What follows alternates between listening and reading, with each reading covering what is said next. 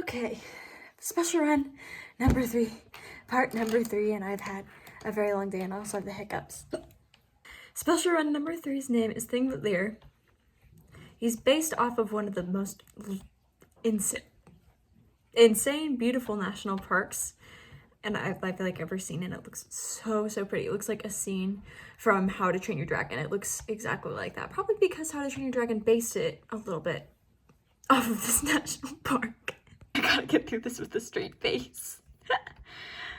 Okay, but he is, oh my gosh, on the Man of War model sculpted by Chris Hess, and this is one of the only traditional Breyer models, or models in general, that has a sculpted on halter. If I'm gonna include that in my drawing or not is TBD. A little bit of background information. This national park is at a, quote, continental divide, where 2 tectonic plates are meeting, and it makes this insane rock formation. And because the continental plates are divided, I think I'm going to have him in a, loose jumping pose, not a more, an abstract version of a jumping pose, and I know that makes absolutely 0 sense. Oh my gosh, I'm getting slap happy. But basically, I'm going for a cross between this stretched out gallop and a jumping pose like this. So, let's get into it. And let's try to get rid of my hiccups first. Hello everyone, and welcome back, or welcome to Morgan Mayer Studios and part 3 of drawing all the 2026 BREYERFEST special runs in my own style with a new, unique pose. And I'm pretty sure my intro for the series is very different every time. Since Thingvellir represents a continental divide, I wanted to do a sort of galloping, sort of jumping pose for this guy to look like he was leaping from one tectonic plate to another in some action drama scene in a horse movie, like the scene where Spirit jumps across the canyon in a way. As always here, we're going to start out with a sketch while I map out the basic anatomy, pose, and shape I want for this horse. You can see that jumping, stretched out gallop pose I have coming together. Originally, I had one of his legs stretched out, but I decided that it didn't look right, so later I tucked it in, but did not record that. I closely align the anatomy of my drawing with the basic anatomy of the horse, just changing up the pose and the position of the shoulders, but keeping things like the recognizable shape of the head, the shoulders, the withers, and the neck all very recognizable.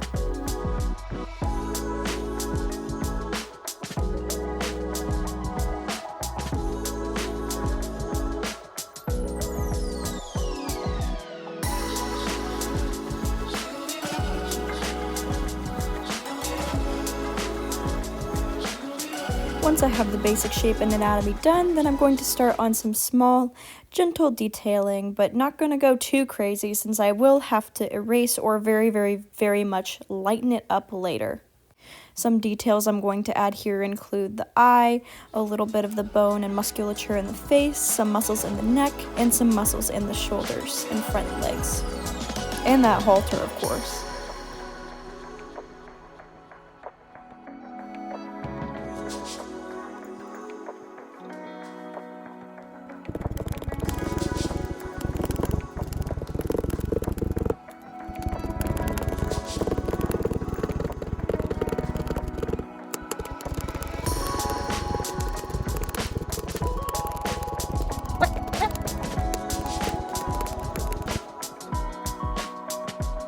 Now that my sketch is complete and lightened up, I'm going to start with the nose.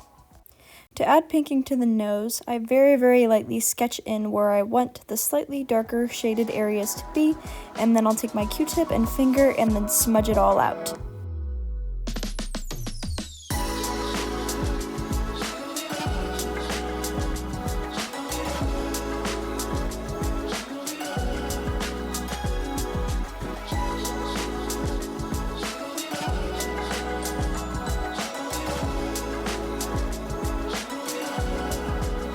Now, like always, I'm going to go in with my pencil and begin the shading on the areas that aren't white.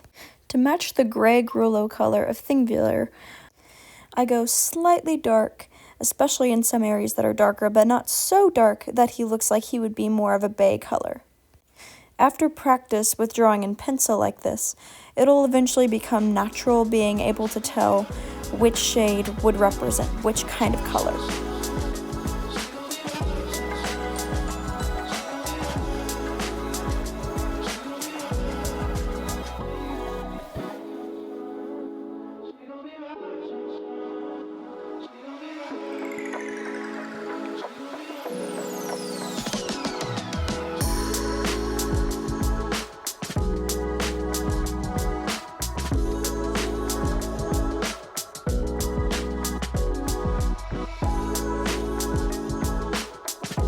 I repeat this process with the neck, and then I do need to go back and re-outline some of the white markings as it gets smudged just a little bit when I blend with my Q-tip and fingers.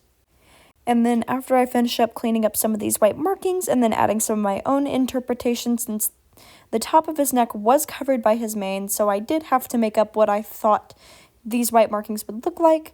Now I'm going to go in and start on his shoulder. The same process. Dark points, light points, blend it all together, lighten it up with my moldable eraser if needed, making sure that I match the shade of the rest of the horse.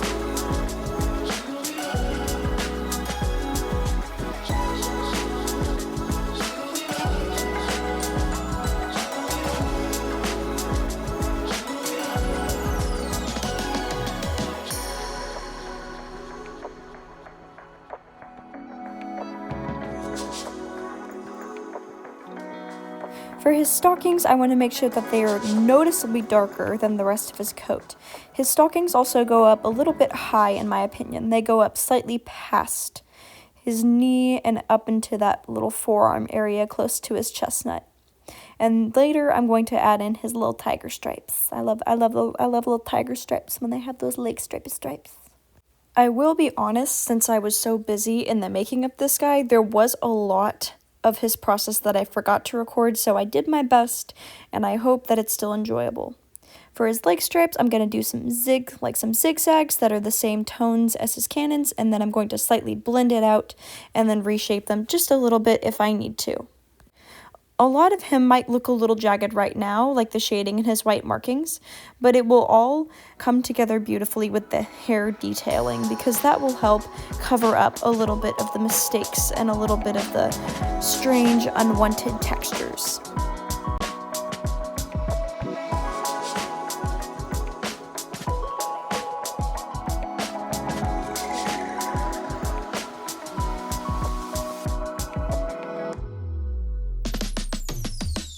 Something that isn't in the original model that I like to add on most paints that I do for this series is mapping. For the mapping, I do the same lightness of hair by hair detailing that I do in the white markings. I just do it in higher concentration around the edges of the paint marking, which makes a very, very lovely mapping effect and makes the markings very soft, and it makes them blend in with the rest of the hair. And I'll even add little gray spots in the white to make it just a little bit more realistic.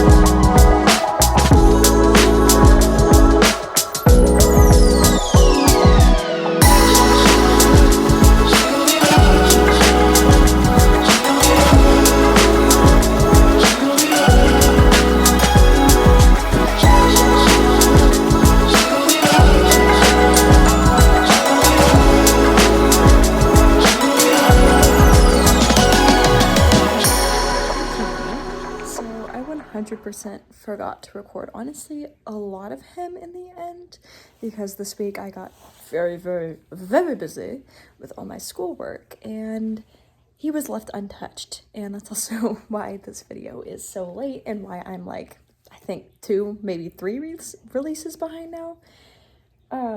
But I did finish him.